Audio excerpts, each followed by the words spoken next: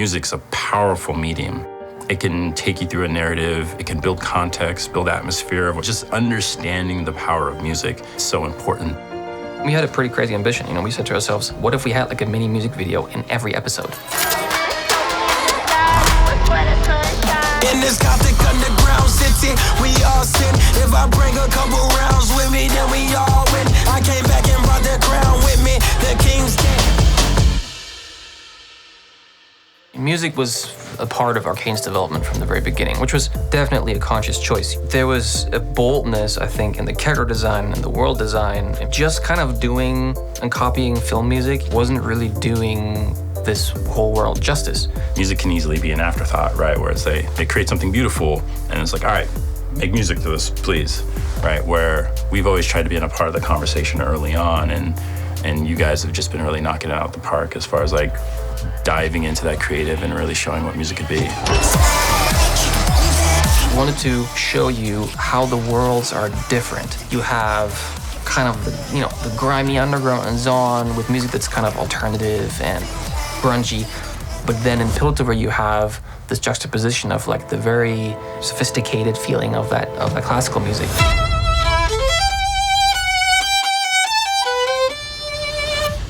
At the very beginning of when we started working on the Arcane soundtrack, we looked at all the different episodes and we kind of tried to always find, okay, what would be a moment that would be an opportunity for a big music moment? And so we kind of started building those scenes for that purpose.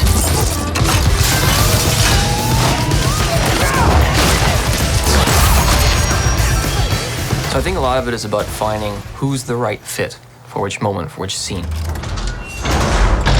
Episode 1 was an effort to really hit that feeling of what it's like going into the underground of Zaun, and feels kind of like it lures you in, but also something that feels like, a well-kept but really exciting secret. Bea Miller, she has that quality in her voice that makes you feel like you're in like the most exciting place you can tell this story, but at the same time, there's also that kind of sultry, whispery quality to it.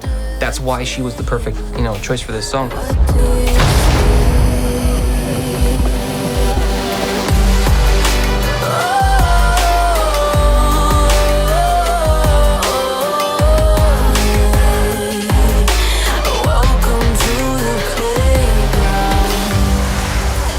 Episode 3, we'll have this emotionally powerful moment between our two sisters.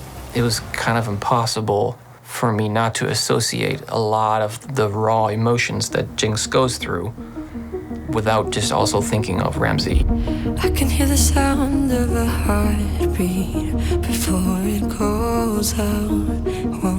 There's few voices I've heard in my life that have as much that vulnerable quality. There's a lot of pain in that voice too. And so it captures, I think, that part of Jinx better than any other voice I've ever heard. I've ever let you down. The future of music here at Riot, I think we're just at the start of it.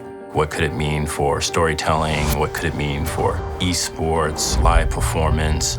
And so that's why I think for the future, it's learning more and more about the capabilities of music and just the cool experiences and journeys we can take our players and fans through. I think we're living in this golden era where suddenly the world is listening to what video games have to say.